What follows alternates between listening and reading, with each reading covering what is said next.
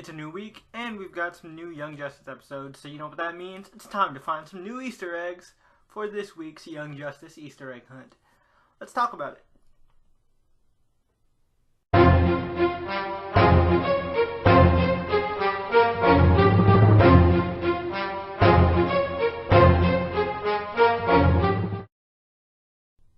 What's up, guys, and welcome to the web's first must-see comic and nerd culture show. Welcome to the Comic Universe. I'm Dr. J. I've got a PhD in nerd culture, and I should know. I printed it out myself.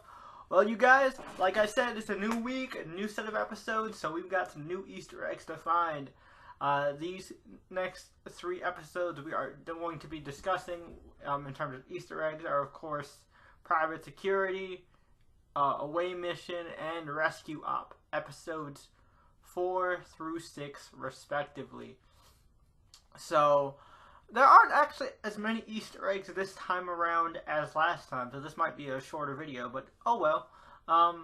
So in the first episode, Private Security, we get some big confirmations from last week's episodes, and if you guys don't know how these videos work, this will just basically be me going over some Easter eggs that I thought were cool from this week's batch of Young Justice episodes, and kind of also making predictions on plot points to come with some of the Easter eggs that are dropped.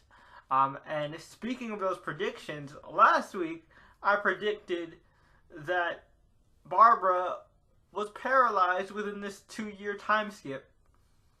And wouldn't you know it, we get confirmation when we get back to Dick's apartment and we see Barbara not just behind the keyboard, but in the wheelchair, and we see that she and Dick are indeed together. So, all you Babs Dick shippers out there, I'm sure you're happy. I know I was happy.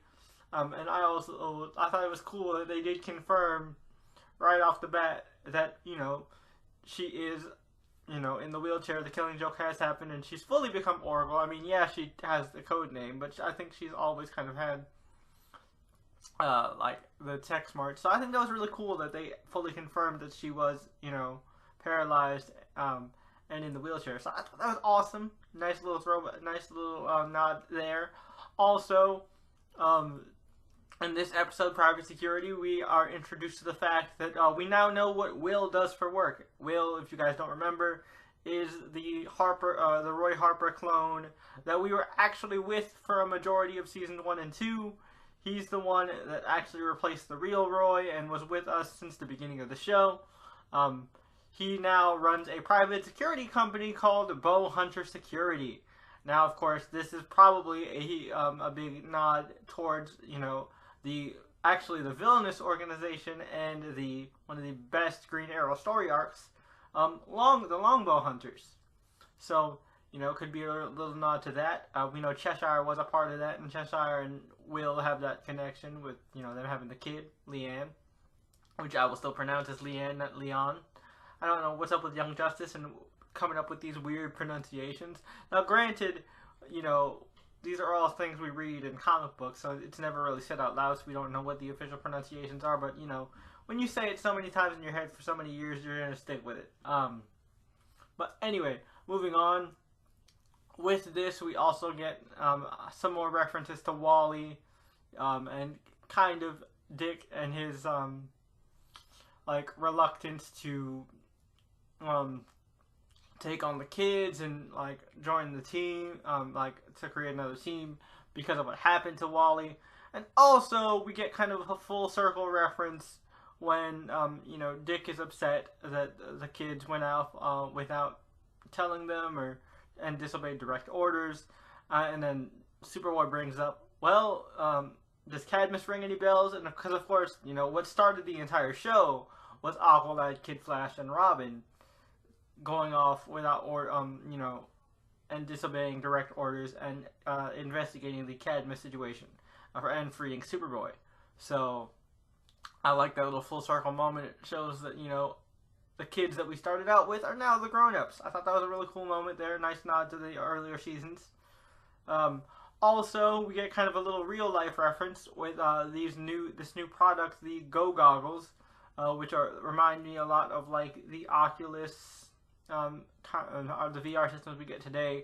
And I guess it's more of an AR than a VR thing, but like this AR game that they're playing and how the people are reacting to it reminds me a lot of how Pokemon Go was in the beginning, with everybody just staring at their phones, bumping into shit. So I thought that was a nice little nod. But moving on, we are going to go to the next episode, which is of course Away Mission, which is where we spend a lot of time on New Genesis, and we get the reintroduction of Bear from the Forever People. If you guys don't remember, the Forever People was the episode of Young Justice where we got not only the Super Cycle, but we got introduced to the Forever People, which are Bear and his friends, you know, a group of young teenagers on New Genesis who are also teen heroes, and they end up bonding and become friends with them. Of course, Bear comes back to ask for help from Superboy in particular, but then Miss Martian and the rest of the team, and the rest of the actual Young Justice team come along and help Bear out, and this is where we actually get to see the team in action. We get to see Tracy 13, more in particular. She's the newest member that we haven't really seen in action yet, and we got to see a little bit of Virgil too.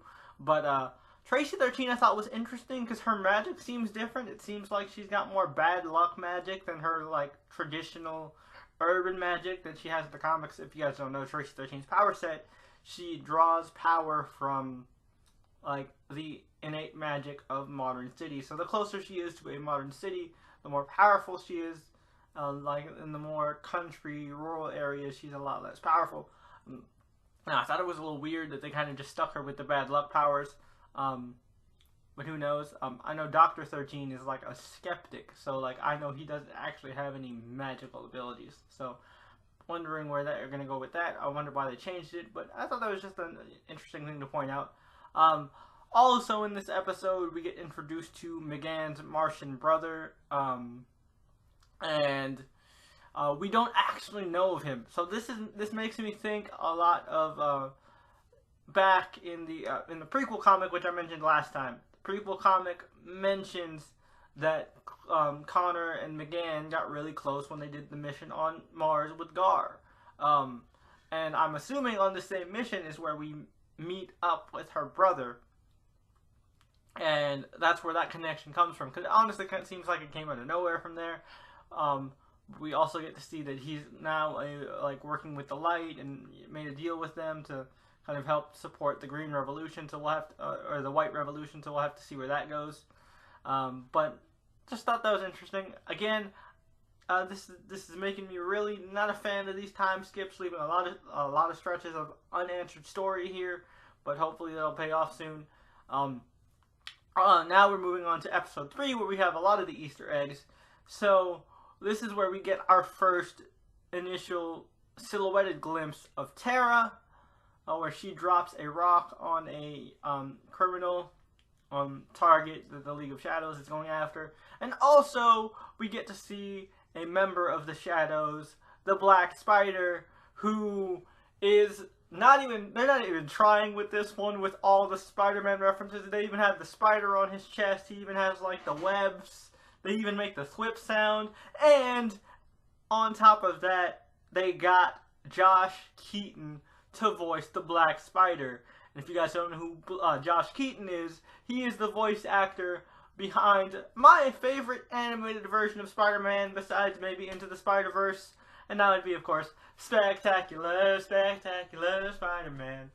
Yeah, man, the Spectacular Spider-Man is voicing the Black Spider, which I thought was a fun little nod. Because, of course, like, they weren't even trying with all the Spider-Man references with this version of the Black Spider, so I thought that was really cool. Now, moving on, we, of course, see that Raish and his group have been forced onto Infinity Island, which means that they are likely kicked out of the League of Shadows / League of Assassins traditional base of Nanda Parbat.